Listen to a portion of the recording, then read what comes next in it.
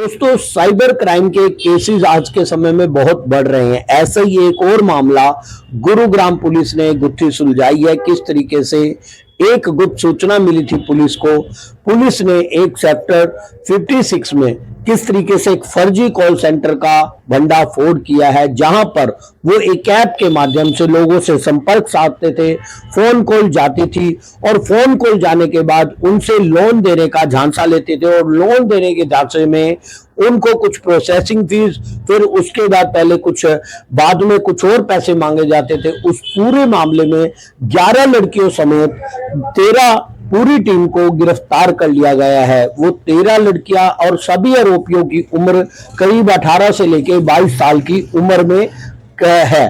और मैं आपको बता दूं, जिसमें एक ही आरोपी है जिसमें उसकी उम्र 30 से 31 साल है। तो दोस्तों, आपको मैं बता दूं किस तरीके से फर्जी जो कॉल सेंटर है, इस तरीके का भंडाफोड़ जो गुरुग्राम पुलिस ने किया है।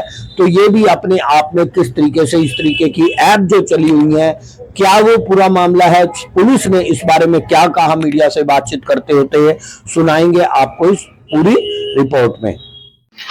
एक साइबर थाना पुलिस ने कॉल सेंटर पकड़ा है, क्या है पूरा मामला? इसमें साइबर पुलिस स्टेशन साउथ की टीम के पास अपने किसी सीक्रेट इन्फॉर्मर से एक इन्फॉर्मेशन के पास थी कि सेक्टर 48 में आईटी स्पेस टेक पार्क में लोन के नाम पर कोई कॉल सेंटर चलाया जा रहा है, जिससे कि साइबर धोखाधड़ी की वारदात को अंजाम दिया जा रहा है। तो उनके द्वारा अपनी इन्फॉर्मेशन की पुष्टि करते हुए और वहाँ जाकर के जब रेड की गई तो वहाँ एक चलता हुआ कॉल सेंटर उनको मिला, जिसमें से 11 महिलाओं के साथ में 11 महिलाओं को मिलाकर के कुल मिलाकर के 13 एक्यूज को पुलिस के द्वारा अरेस्ट किया गया था। ये सभी एक्यूज जो वहां से अरेस्ट किए गए हैं, इनमें से लगभग सभी एक्यूज की उम्र 18 से लेकर के और 22-23 साल के बीच में थी। सिर्फ एक आरोपी प्रिंस था जिसकी उम्र 31 साल है। इन एक्यूज से इंटरोगेशन जो पुलिस के द्वारा की गई है तो मालूम हुआ है कि एक सोहेल नाम का व्यक्ति सितंबर 2025 से इस ऑफिस को किराए पर लेकर के और ये धोखाधड़ी का कॉल सेंटर चला रहा था।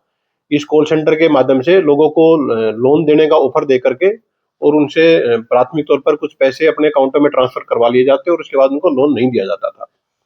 पुलिस के द्वारा जो 11 महिलाएं थी उनको एज पर लो अरेस्ट कर लिया गया। बाकी जो एक्यूज थे, प्रिंस और जो हिमांशु, प्रिंस इस कॉल सेंटर में बतौर मैनेजर था और हिमांशु इस कॉल सेंटर का सबसे पुराना और सबसे मुख्य कर्मचारी था। इन दोनों को पुलिस आज पेश करके और फर्दर पुलिस कस्टडी इनकी लेगी और जो मेन जो एक्यूज है हिमांशु, उसकी तलाश के लिए पुलिस के द्वारा प्रयास की जाएंगे। तो इनका क्रिमिनल बैकग्राउंड अभी तक की इन्वेस्टिगेशन में इन एक्यूज का कोई क्रिमिनल बैकग्राउंड सामने नहीं आया है। इनसे कुल मिलाकर के करीब 13 मोबाइल फोन पुलिस के द्वारा रिकवर किए गए हैं और 13 ही मोबाइल फोन में 13 ही सिम कार्ड पुलिस के द्वारा रिकवर की गई हैं।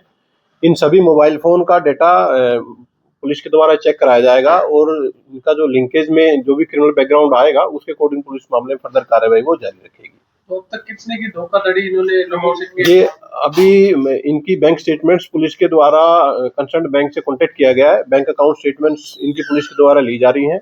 पुलिस रिमांड के दौरान एक डीप इंटरोगेशन इनसे की जाएगी और मुख्य आरोपी जैसे ही हाथ आएगा तो उसके बाकी जो बैंक अकाउंट्स और बाकी जो सोर्सेज हैं वो पुलिस के द्वारा चेक कराए जाएंगे और लेटर ऑन इस मामले में फर्दर पुलिस के द्वारा खुलासा वो किया जाएगा। पहले भी कॉल सेंटर पकड़े हैं जिनमें विदेशों की जो भूमिका नजर आई है, क्या इसमें भी ऐसा कुछ है? देखिए, इस मामले में अभी तक ऐसी कोई भी चीज सामने नहीं आई है कि ये लोग विदेश से किसी तरह की चीटिंग कर रहे हो या कोई ऑपरेटिंग वहां से इनकी चल रही हो।